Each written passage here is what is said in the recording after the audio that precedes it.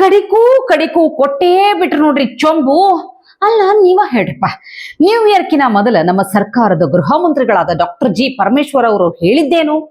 ಕೆಲವು ಸಂದರ್ಭದಲ್ಲಿ ಬಸ್ ಸಿಗೋದಿಲ್ಲ. ಈಗ ಓಲಾ ಉಬರ್ ಅವೆಲ್ಲ ಇದಾವಲ್ಲ, ಅವೆಲ್ಲ ಜಾಮ್ ಆಗಿಬಿಡ್ತವೆ, ಏನು ಸಿಗೋದಿಲ್ಲ ವೆಹಿಕಲ್ಸು, ಮನೆಗೆ ಹೋಗ್ಬೇಕು, ಏನು ಮಾಡ್ತಾರೆ? ಅದಕ್ಕೆ ನಾವು ಏನು ಮಾಡಿದ್ದೀವಿ ಇಂದ ಒಂದು 8 ಕಡೆ ಕಾರಿನ ವ್ಯವಸ್ಥೆನೂ ಮಾಡಿರ್ತೀವಿ, ನಮ್ಮ ವೆಹಿಕಲ್ಸ್ಗಳು ಪೊಲೀಸ್ ವೆಹಿಕಲ್ಸ್ಗಳ ವ್ಯವಸ್ಥೆನೂ ಮಾಡಿರ್ತೀವಿ. ಅವ್ರನ್ನ ಕರ್ಕೊಂಡೋಗಿ ಅವರ ಮನೆ ಹತ್ರ ಬಿಡ್ತಕ್ಕಂಥ ವ್ಯವಸ್ಥೆಯನ್ನ ಮಾಡಿರ್ತೇವೆ.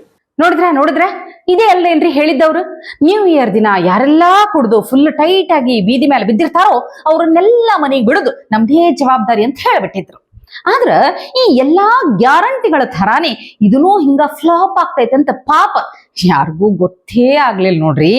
30ನೇ ತಾರೀಕ ಹಿಂಗಂತ ಹೇಳಿ ಮಾತು ಕೊಟ್ಟಿದ್ದಂತ ಹೋಮ್ ಮಿನಿಸ್ಟರ್ ಅವರು 31ನೇ ತಾರೀಕಿಗೆ ಬರೋಷ್ಟ್ರಾಗ ಉಲ್ಟಾ ಹೊಡೆದು ಬಿಡ್ತಾರ. ಅಂದ್ರೆ ಎಲ್ಲರಿಗೂ ತಗೊಂಡೋಗಿ ಬಿಡೋದಿಲ್ಲ, ತುಂಬಾ ಅವರು ನಡೆಯೋಕೆ ಆಗೋದಿಲ್ಲ, ಅವರಿಗೆ ಪ್ರಜ್ಞೆನೇ ಇರೋದಿಲ್ಲ ಅನ್ನೋ ಮಟ್ಟಕ್ಕೆ ಕೆಲವರೆಲ್ಲ ಹೋಗ್ಬಿಡ್ತಾರೆ ಎಂಜಾಯ್ಮೆಂಟ್ ಮಾಡುವಾಗ. ಸೊ ಅಂಥವರಿಗೆ ನಾವಲ್ಲಿ ಒಂದು ಏನೋ ರೆಸ್ಟಿಂಗ್ ಪ್ಲೇಸ್ ಅಂತ ಮಾಡಿರ್ತಾರೆ, ಒಂದು 15 ಕಡೆ ಮಾಡಿದ್ದಾರೆ. ಅಂದ್ರೆ ಎಲ್ಲರಿಗೂ ತಗೊಂಡೋಗಿ ಬಿಡೋದಿಲ್ಲ. ಟ್ಯಾಲೆಂಟ್ ಬಿಡ್ರಿ, ಒಂದೇ ದಿನಕ್ಕೆ ಹಿಂಗ್ ಯೂಟರ್ನ್ ಹೊಡಿಯೋದ. ಪಾಪ ಪರಮೇಶ್ವರ್ ಅವರು ಒಂದೇ ಒಂದು ಮಾತನ್ನ ಕೇಳಿಸ್ಕೊಂಡಂತ ಹೈಕಳೆಲ್ಲ ಫುಲ್ ಪಾರ್ಟಿ ಮಾಡ್ಲಿಕ್ಕೆ ಹೊಂಟು ಬಿಡ್ತಾರ. ಆಮೇಲೆ ನೋಡಿದ್ರ ನ್ಯೂ ಇಯರ್ನಾಗ ಡ್ರಾಪ್ ಮಾಡೋರು ಯಾರ ಮನೆ ತನಕ ಅವ್ರಿಗೆ?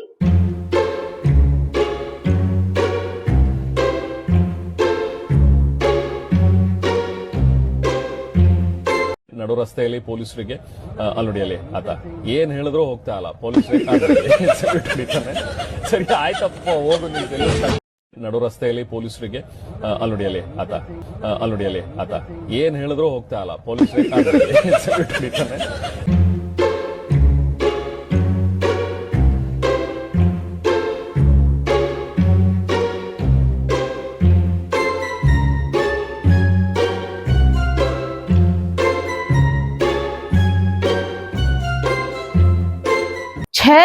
ಛೇ ಇದು ಒಂದು ನ್ಯೂ ಇಯರ್ನ ಕಥೆ.